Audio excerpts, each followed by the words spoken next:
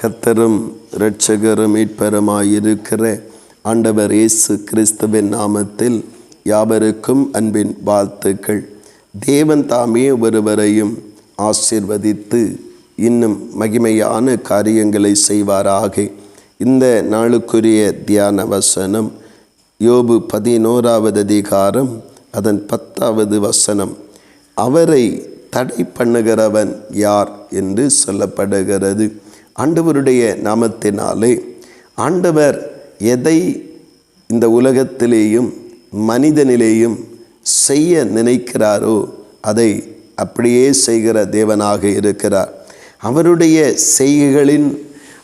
செயல்களின் மகத்துவங்களையும் உண்மைகளையும் அறிந்து கொண்டு அதற்கேற்றபடி தங்கள் வாழ்க்கையை தேவனுடைய கரத்திலே ஒப்பு கொடுத்து ஆண்டவருடைய சித்தம் அதை நிறைவேற்றுகிறவர்கள் பாக்கியவான்களாக இருக்கிறார்கள்.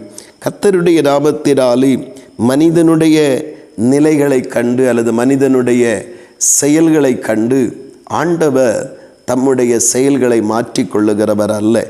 தேவன் எதை தீர்மானித்திருக்கிறாரோ அதை எப்படியும் அவர் செய்ய வல்லமையுள்ள தேவனாய் இருக்கிறார்.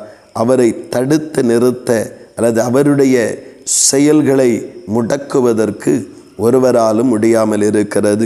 அப்படியானால் தேவன் நம்முடைய வாழ்விலே செய்ய நினைத்திருக்கிற நன்மையான செம்மையான காரியங்களை நாம் அனுபவிக்க வேண்டுமென்றால் அவர் நம்முடைய வாழ்விலே எதை செய்ய வேண்டும் என்று விரும்பி செய்கிறாரோ அதற்கு முழுவதுமாக நம்மை விட்டு கொடுக்க வேண்டியது அவசியமாக இருக்கிறது. நம்முடைய செயல்களினாலே அல்லது நம்முடைய எண்ணங்களினாலே நம்முடைய ஜெபங்களினாலே அவரை தடை பண்ண நாம் எத்தனிக்காதபடி கர்த்தருடைய அந்த வழி நடத்துதலுக்கும் அவருடைய வார்த்தைகளுக்கும் செய்கைகளுக்கும் நம்மை முழுவதுமாய் அர்ப்பணித்து விட வேண்டியது அவசியமாய் இருக்கிறது. சில நேரங்களிலே நாம் அவருடைய செய்கைகளை பார்க்கும் பொழுது நம்முடைய வாழ்வுக்கும் நம்முடைய வழிகளுக்கும் வித்தியாசமான வழிகளாக அவர் நடப்பித்து கொண்டே இருப்பார்.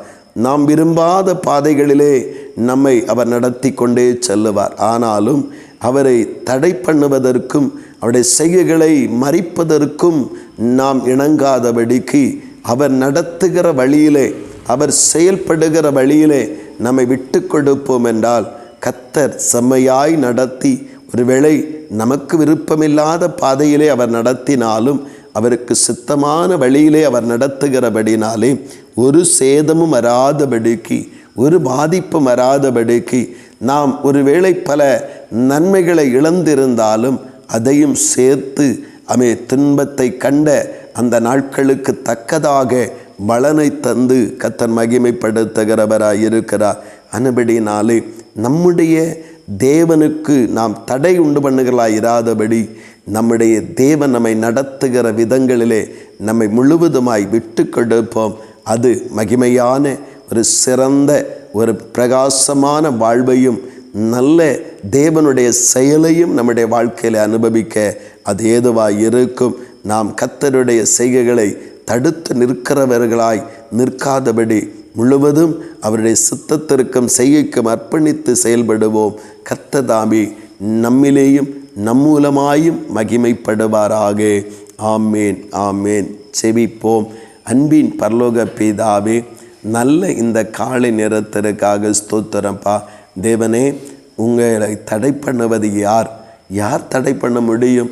ஆண்டவரே, ஒருவேளை எங்கள் செய்கைகளும் ஜெபங்களும் கர்த்தருடைய செயல்களை முடக்குவதற்கு ஏதுவாக இருந்தாலும் தகப்பனே, அதை ஆண்டவரே ஸ்தோத்திரம், எங்களுடைய புத்தீனமான செய்கை என்பதை உணர்ந்து கர்த்தர் எங்களுக்கு விருப்பமில்லாத அல்லது எங்களுக்கு அறிமுகமில்லாத வழிகளிலே நடத்தினாலும் ஆண்டவரே, எங்களை நடத்துகிறவர் செமையாய் எங்களை நடத்தும்படிக்கு, எங்களை செமையாய் வழிநடத்த எங்களை முற்றிலுமாய் அர்ப்பணித்து உம்முடைய செயல்களுக்கு தடை உண்டு பண்ணுகளாய் இராதபடி, உடைய செயல்களை வழிமறிக்கிறவர்களாய் இராதபடி நீர் நடத்துகிற விதத்திலே எங்களை நடத்தி செல்லும்படி முழுவதும் அர்ப்பணிக்கிறவர்களாய் எங்களை மாற்றுவீராக. இந்த அர்ப்பணிப்பு எங்களுக்கு ஒரு ஆண்டவரே வெற்றியையும் நாட்களிலே நாங்கள் கண்ட துன்பத்திற்கு ஆண்டவரை தக்க நிறைவான பலனையும் ஆண்டவருடைய சமூகத்திலிருந்து அடைவதற்கு அது ஏதுவாகுமே. கர்த்தர் அப்படியே எங்களை நடத்த இந்த காலை நேரத்தில் முழுவதும் அர்ப்பணிக்கிறோம். கர்த்தர் எங்களை நடத்தும், கர்த்தர் எங்களை ஆசீர்வதியும், கிருபையினால் நிரம்ப பண்ணும். அப்படியே நீங்கள் செய்கிறபடியாய் ஸ்தோத்திரம், அப்படியே நீங்கள் இறங்குகிறபடியாய் ஸ்தோத்திரம். உடைய இரத்தத்துக்குள் மறைத்து கொள்ளும். இயேசு கிறிஸ்துவின் மூலம் ஜெபிக்கிறோம் ஜீவனுள்ள நல்ல பிதாவே. ஆமீன், ஆமீன்.